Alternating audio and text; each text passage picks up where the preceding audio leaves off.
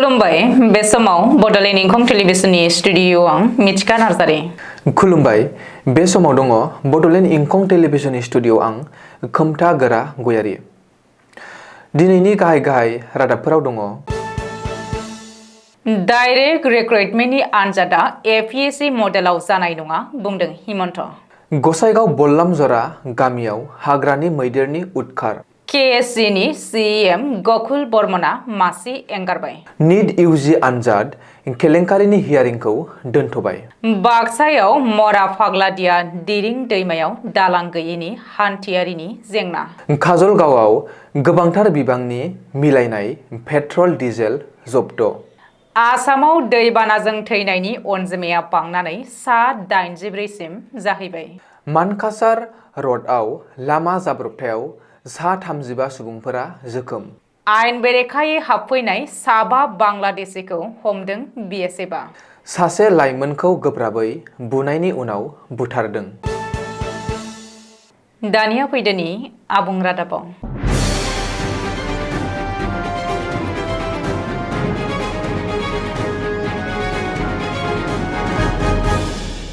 रायजोआव खुंजानो गोनां direct recruitment एबा एडिआरइनि आनजादा आसाम पाब्लिक सार्भिस कमिसन एबा एपिएससि मडेलाव जानाय नङा। सिगांनि मडेल बायदिनो खुंनाय जागोन डाइरेक्ट रिक्रुटमेन्टनि सायख' आनजाद। आनजादनि 2 दानल' सिगां आनजादनि मडेलखौ सोलायनो हाया। ससियेल मिडियानि गेजेरजों बे बाथ्राखौ बुंदों गिबि मन्थ्रि डक्टर हिमन्त बिश्व शर्माया। रिक्रुटमेन्ट टेस्ट मडेलनि बागै मोजाङै सावरायना नायबिजिरनाय जागोन आरो माखासे सुबुंनि सुबुरुन लानानै थि खालामगोन होननानै बुधबारखालि फेसबुकआव लाइभ फैनानै गिबि मन्थ्रिया बुंदों। एडिआरइ आनजादनि मडेल सोलायनाय आरो बेखौ लानानै सोमजिनाय जेंनाफोर नुजानो हागौ होननानै माखासे थाखोनिफ्राय फिनजाथाय फैनायखौ बिथा खालामनानै जों गोदान थांखि लाफिनगोन आरो जोंनि थांखिखौ थाबैनो रायजोफोरनो मिथिहोगोन होननानै गिबि मन्थ्रि डक्टर हिमन्त बिश्व शर्माया दिनै ससियेल मिडियायाव गुबुन मोनसे पस्ट होनानै बुंदों। मख'नो गोनांदि गिबि मन्थ्रिनि बे फोसावनायनि उनाव साख्रिनि दाबिदार बिजाथिफोरा रंजाखांदों। मानोना आनजादनि दाननैल' सिगां आनजादनि मडेलखौ सोलायगोन होननाय बाथ्राया बिजाथिफोरखौ साननो गोनां जाहोदोंमोन। बबेखानि लावा जेरै बिलाइनि सिङाव सोरखारा अरायबो रायजोफोरनि सिङाव।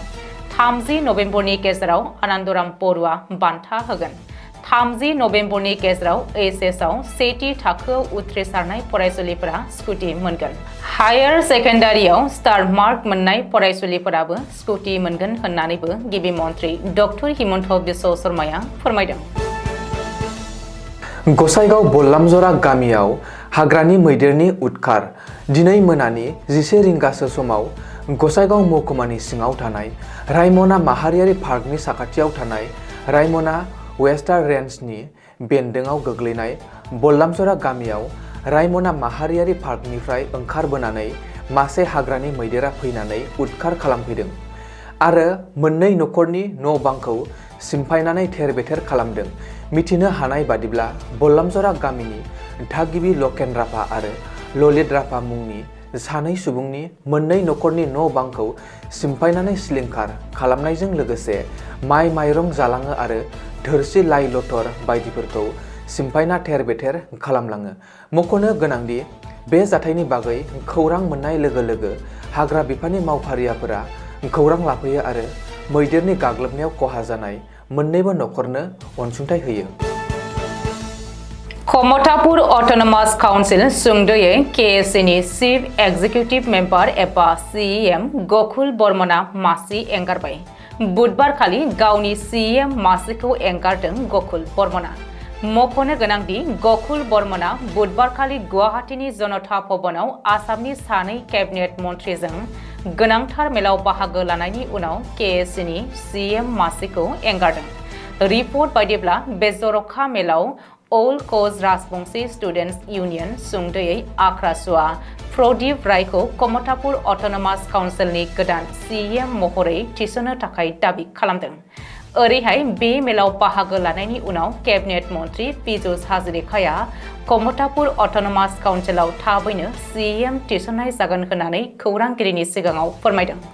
मख'नो गोनांदि गकुल बर्मननि हेंथायै आसाम पुलिसनि सासे आइजो कनस्टेबलखौ गाज्रि आखु बाहायनाय आरो इनसाल्ट खालामनायनि गोख्रों अजद सिखांदोंमोन। बिसि फिसा थाखानायनि उनावबो गकुल बर्मनआ गुबुन सिख्लाजों सोमोन्दो खालामबोदोंमोन आरो रिलेशनशिपआव दंबोयोमोन। बे जाथाया सोराङाव फैनायनि उनावनो रायजोनाङै राजखान्थियारि दुंहाव बार बारो आरो जोबनायाव गकुल बर्मनआ केएससिनि सीएम मासिखौ एंगारनो गोनां जायो। बेखौबो मख'नो नांगोनदि सानैनि गेजेराव एना एनि जानायाव आरो गकुल बर्मननि गाग्लोबनायाव गार्लफ्रेन्डआ गोब्राब जोखोम जानानै हस्पिटालाइज जानो गोनां जादोंमोन। ओरैहाय बे जाथायखौ आयेन बायदियै नायबिजिरनो थाखाय केएससिनि मासिगिरि हितेश्वर बर्मनआबो दाबि खालामदोंमोन। हादरनाङै सोमावग्लुंनाय नीट इउजि आनजाद केलेंकारिनि हियारिंखौ जौसिन बिजिरसालिया दोनथ'बाय। जौसिन बिजिरसालिया 18 जुलाइसिम दोनथ'बाय नीट इउजि आनजाद केलेंकारिनि हियारिं। मख'नो गोनांदि नीट इउजि आनजाद केलेंकारिनि सायाव 11 जुलाइ एबा दिनै जौसिन बिजिरसालिया हियारिं होनायनि बाथ्रामोन। नाथाय बे हियारिंखौ फैगौ 18 जुलाइसिम दोनथ'बाय होननानै सुलुङाव फोरमायदों। मख'नो गोनांदि थांनाय 8 जुलाइ खालि मिरु सोरखारा सिबिआइ एनटिएनि नायबिजिरनायनि गासैबो रिपर्टखौ जौसिन बिजिरसालियाव दाखिल खालामदोंमोन। बेजों लोगोसे मिरु सोरखारा फिन नीट आनजाद खुंनायाव गैया होननानैबो आर'जलाइ होदोंमोन। नाथाय फरायसाफोरनि गेजेराव आनजादनि फोथायथिया गैयाब्ला आनजादखौ खुंफिननांगौ, बेयाव गुबुन राहा गैया होननानै बे पिटिशननि सायाव हियारिं होनो गोनां चिफ जास्टिस DY चन्द्रचूडआ बुंदों। गुबुन फारसे नीट आनजादखौ खुंफिननांगौ होननानै फरायसाफोरा जौसिन बिजिरसालियाव आर'जलाइ होदों। मख'नो गोनांदि गुबुन गुबुन जुक्तिनि खमैबो गांब्रैजि आर'जलाइखौ नायबिजिरनानै दिनै जौसिन बिजिरसालियाव खोनासंथि होनायनि बाथ्रामोन। नाथाय बे खोनासंथि एबा हियारिंखौ दोनथ'नाय जाबाय। फाकामारा जफादं आरो सिनादि जफादं फोनांजाब लामानि मरा फाग्लादिया दिरिं दैमायाव दालां गैयैनि लामा हान्थियारिफ्रा गोबां जेंना नुजाथिदों। बाक्सा जिल्लानि सिङाव थानाय भारत भुटान सिमना ओनसोलनिफ्राय बोहैबोनाय मरा फाग्लादिया दिरिं दैमानि फाकामारा जफादं आरो सिनादि जफादं बे मोननै लामानि फोनांजाब दिरिं दैमानि सायाव दालां गैयैनि जाउनाव बे लामाजों हान्थिग्रा फालांगिरिफोर, फरायसुला फरायसुलिफोर आरो सरासनस्रा हान्थिग्रा सुबुंफोर आरो गाहायै जाब्रथायजों भुगिनांनाय बेरामि सुबुंफोरा गोबां मोगा-मोगि जानांनायखौ नुनो मोनदों। मख'जाथावदि भारत उदांस्रिया दिनैसिम 77 बोसोर आबुं जालांबाय आरो उदांस्रिनि उनाव उदां भारत हादरनि आसाम रायजोखौ गोबां राजखान्थि हान्जानि गोबां राजखान्थि दैदेनगिरिफोरा सासन खालामलांबाय। नाथाय बे मरा फाग्लादिया दिरिं दैमानि फाकामारा जफादं आरो सिनादि जफादं बे फोनांजाब लामानि सायाव रायजो राजानि मददनि थाखाय दालां लुनानै होनो रावखौबो सोरखारा सिगांबोनायखौ नुनो मोनाखै। लोगोसे बर'फोरा उदां बड'लेण्ड नागिरनानै सोमावसारनायनि उनाव भारत सोरखार आसाम सोरखारजों मोनथाम गोरोबथा फारियै BSc, BTC आरो BTR जालांबाय। नाथाय बे मरा फाग्लादिया दिरिं दैमानि फाकामारा जफादं आरो सिनादि जफादं फोनांजाब लामानि सायाव रायजोनि खाबुनि थाखाय खुंथाय गोहोआव थाबोनाय सोरखारनि दैदेनगिरिफोरा दालां लुनानै होनो सिगांबोनायखौ नुनो मोनाखैसै। राजखान्थि दैदेनगिरिफ्रा रायजोनि सेराव बे दैमानि सायाव बिसायख'थिनि समाव फैनानै दालां लुनानै होनायनि बाथ्रा बुंनानै बिसायख'थियाव मन्त्रि MLA MCLA आरो EM जालांबाय। नाथाय दुखु गोनांदि राजखान्थि दैदेनगिरिफोरनि बुंनाय बाथ्राया गोहोआव फैखांनायनि उनाव दैयाव गोजावनानै थानाय फेंफोनानि महरल'।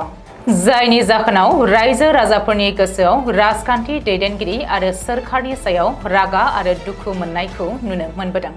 आरो बेसेबां बोसोर बे मरा फाग्लादिया दिरिं दैमानि सायाव जफादं हालामनि सरासनस्रा रोजा रोजा रायजो राजाफोरा दालां बानायना होनाय खाबु मोननायनिफ्राय जानगाराव थाबावनांगोन बेखौ समाजो फोरमायसिगोन। चिरां जिल्लानि सदर काजलगावनि साखाथियाव थानाय बिलासपुराव सुरां थावनि खाथि हमदों। बुधबारखालि हराव काजलगाव थानानि OC जयन्त काकतिनि दैदेननायाव पुलिस आरो जिल्ला जगाय बिफाना जुथाइ अपारेसन खालामनानै बिलासपुराव सुरां टाउननि खाथिखौ हमनो हानायजों लोगोसे थुबुर खालामनानै दोननाय गोबांथार बिबांनि मिलायनाय पेट्रल आरो डिजेलखौ जब्द खालामनो हादों। सोनाब बिलासपुरनि मुनाब आलीनि न'आव फाइ हार्डवेर मुंनि गंसे फालांगियारि फसंथानाव बे सुरां टाउननि खाथिखौ गोलाव समनिफ्रायनो सालायबोगासिनो दंमोन। बबेखानि पुलिसआ आयेन बेरेखायै थुबुर खालामनानै दोननाय गोबांथार बिबांनि मिलायनाय पेट्रल डिजेलखौ लोगोसे सुरां थाव स्मागलिं खालामनायाव बाहायग्रा गं 50 प्लास्टिकनि ड्राम जब्द खालामदों। ओरैहाय पुलिस बिफाननि अपारेशनाव थांनायनि बागै खौरां मोननाय लोगो लोगो सुरां थाव फालांगिरिफोरा बे जायगानिफ्राय खारलाङो। जाउनाव बे जाथायजों लोब्बा गोनां सासेबो सुबुंखौ पुलिसआ हमनो हायाखै। अब्लाबो बे आयेन बेरेखा सुरां टाउननि खाथिजों लोब्बा गोनां सुबुंफोरनि आबुं थंखौ पुलिसआ मिथिनो हादों। नाथाय उननि समाव पुलिस बिफाना बै आयेन बेरेखा सुरां टाउननि खाथिजों लोब्बा थानाय सुबुंफोरखौ एरेस्ट खालामो ना खालामा बेसो नोजोर होथावना जागोन। आसाम हादाबसा बोथोर सामलाय खुंथाया बुधबारखालि दासान्दि सोलिफुनाय दैबाना लोमसावनायनि जाहोनाव थांनाय 24 घन्टानि गेजेराव गथ'जों लोगोसे 7 सुबुंफोरा जिउ खहा जाबावनायनि जाहोनाव थैनायनि अनजिमाया बांनानै गासै सा 84 सिम जाहैदों होननानै फोरमायथिदों। थैनाय सुबुंफोरखौ धुबुरी, डिब्रुगड़, खोला सालमारा, धेमाजि आरो काछार जिल्लानि होननानै सिनायथि होदों।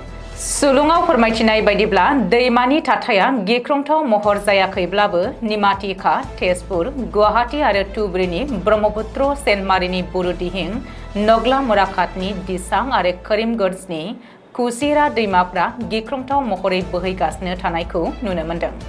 बेनि अनगायैबो रायजोनि गं 27 जिल्लानि मोन 86 रेभिनिउ बेंकनि सिङाव थानाय गासै गं 2580 गामिफोरा दैबाना लोमसावनानै खहा जादों आरो 38,898.92 हेक्टरनि बायदि रोखोमनि आबादफोरा सिलिंखार जानायाव आबादारिफ्रा गोबाङैनो खहा जादों। बेजों लोगोसेनो गासै सा 10,928 गथ'साफोर आरो 45,429 कयदीफ्रा दैबानाजों मोगा-मोगि जुजिनांनो गोनां जादों आरो रायजोनाङै गं 209 रिलिफ बादा बानायनानै दोननो गोनां जादों। बेराफारसेथिं अदालगुरि आरो डिब्रुगड़ जिल्लायाव दैबाना लोमसावनायनि जाहोनाव खहा जादोंमोनब्लाबो थांनाय 24 घन्टानि गेजेराव सासेबो सुबुंफ्रा जिउ खहा जायाखै होननानै मिथिनो मोननाय जादों। काजिरङा हायुङारि पार्कनि सोरखारि मावफारियाफोराबो जुनारफोरनि थैनायनि अनजिमाखौ बांनानै 163 जाहैबाय आरो दासान्दि 135 जुनारफोरखौ रैखा खालामनो हायो होननानै फोरमायथिदों। आसाम मेघालय सिमानि मानकासार जिल्लायाव गंसे बोलेर' पिकआप गारिया लामा जाब्रबथाय जानायाव गासै सा 35 सुबुंफोरा जोखोम जायो। सुलुङाव फोरमायनाय बादिब्ला बे गारिया मेघालयनिफ्राय धुबुरी जिल्लानि बामुनपारा ओनसोलाव थांबाय थानायावनो गारिनि ड्राइभारा सामलायनो हास्लाबैयाव लामानिफ्राय लुंख्लेंनानै बेलथायलांदोंमोन। बे जाब्रबथायनि उनाव जायगानि सुबुंफोरा हरखाबैनो जाथायसालियाव नुजाथिफैनानै जोखोम जानाय सुबुंफोरखौ साखाथियावनो थानाय हाथिसिंमारिनि देहा फाहामसालियाव लानानै थांनाय जायो। जोखोम जानायफोरनि सा 8 सुबुंफोरा बांसिनै गोब्राब जोखोम जादोंमोन।